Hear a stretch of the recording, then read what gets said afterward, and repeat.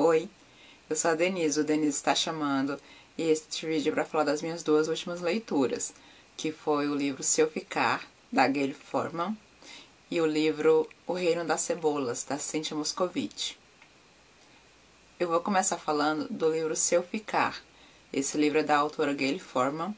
Eu não conhecia nada da autora, mas o livro está bem famosinho, virou inclusive filme. Ainda não assisti, mas achei a temática interessante. Ele conta a história de uma garota chamada Mia. Essa garota toca violoncelo e é vinda de uma família de pais roqueiros, e namora também um roqueiro. A família dela é bem alternativa, bem liberal, com muitas coisas. Assim, tem um estilo de vida diferente, né? De comportamento, tal, jeito de se vestir, principalmente. Um belo dia, ela também tem um irmãozinho, e um belo dia eles estão saindo num dia nevando, né? Eles moram no Oregon. E num dia eles saem para visitar um outro parente, amigo, alguma coisa assim, e tem que pegar a estrada e sofrem um acidente muito grave, onde quase todo mundo morre, somente a Mia fica viva, né? Mas ela fica em coma. Ela tem aquele momento de sair do próprio corpo e ficar vendo a situação acontecendo até que ela encontra o próprio corpo e percebe que alguma coisa assim estranha está acontecendo. Então ela é levada para o hospital e lá ela vai ficar passando por esse momento de, estando em coma, né? Ela vai ficar observando o próprio corpo, né, deitado na cama, as pessoas indo visitá-la com medo, triste e esperançosa, né, pela recuperação dela. E ao mesmo tempo ela naquela angústia de sem saber o que fazer, como voltar para o próprio corpo, como conviver com a perda, né, dos próprios pais. E nesse tempo ela também fica fazendo reflexões, lembranças das coisas que ela viveu com os pais dela, com o namorado, primeira vez que encontrou com ele, quando alguns momentos importantes, alguns momentos marcantes assim, com os pais dela.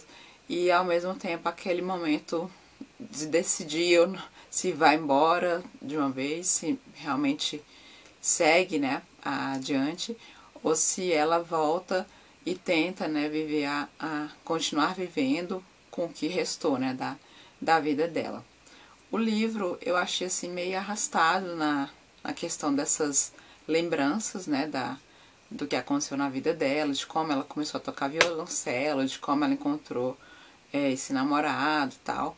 Ele se prolonga muito quando eles vão rememorar essas histórias, que ficam assim até meio arrastado. Nesse ponto não gostei tanto assim. Os pais dela são bem alternativos, então você acaba não tendo tanto vínculo com os pais. A impressão que eu tive é que realmente ficou bem marcado, bem característico, aquela sensação de que ela está anestesiada. A leitura para mim foi com essa impressão de que ela está realmente nesse estado letárgico de anestesia, de o que está acontecendo, não é bem assim, realmente aquela sensação de, não só de lentidão, mas aquela sensação de suspensão. Acho que a autora conseguiu passar essa sensação, mas acabou que em alguns momentos, muitas vezes na verdade, fica um pouco lenta a leitura, e eu observei que é muito nesses momentos de lembrança, que ela vai muito, prolonga muito nesses momentos de lembrança, que fica parecendo que na verdade aquela é a parte principal da história, e não é necessariamente a parte mais interessante. Os momentos que ela está no hospital, onde ela está vivenciando, vendo, né, na verdade as pessoas tentando visitá-la, as dificuldades, vendo quem é que vai, vendo quem é que vai chegar para visitá-la, quantas pessoas faltam da família dela, por que o namorado não chegou, o sofrimento, né, que ela consegue ver na dor daqueles familiares dela, na expressão, né, dos amigos dela.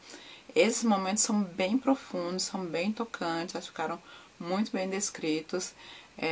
Tem uma cena assim que eu fui às lágrimas mesmo, que é quando o avô dela, vendo ela tão ferida, tão machucada fisicamente, e ainda é relatado, né, pelas enfermeiras que os ferimentos internos são mais graves, são os mais preocupantes, que os externos são curáveis, né, mas embora estejam mais chocantes, né, visualmente, em que ele fala que ela pode ir, que ela pode seguir, que ele deixa que ela vá, porque assim, ele tá entendendo que se assim for melhor para ela, que ela pode ir, que não deve sentir nenhuma culpa, né, de ficar tentando lutar, se ela quiser desistir da luta, né, que ela pode seguir. Eu achei assim muito tocante a cena, esse momento. Tem um outro momento muito lindo, que é quando a amiga dela fala que se ela morrer é como se ela também estivesse morrendo, né, que é uma amizade muito importante, assim, é muito bacana bem descrita que é isso da relação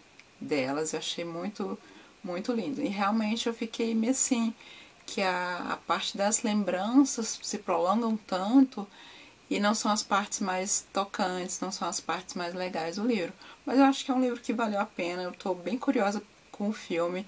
Eu imagino que no filme ficou uma situação mais legal. Eu acho que essa emoção foi transmitida mais profundamente no filme.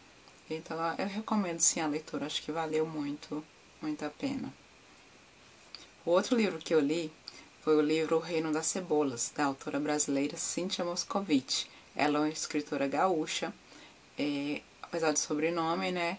Achei bacana que é uma autora brasileira, então aproveitei para colocar no meu desafio de autores brasileiros. Eu me encantei com a técnica dela, o estilo de escrita dela é muito bacana. Esse livro é um livro de contos e narrativas, e ele tem vários textos, cada um tem um jeito diferente, tem um que tem uma linguagem mais poética, até rimada mesmo, tem um outro que já tem uma linguagem mais seca, um outro já tem um jeito mais romanceado de contar a história, e alguns são em terceira pessoa, outros já são em primeira pessoa.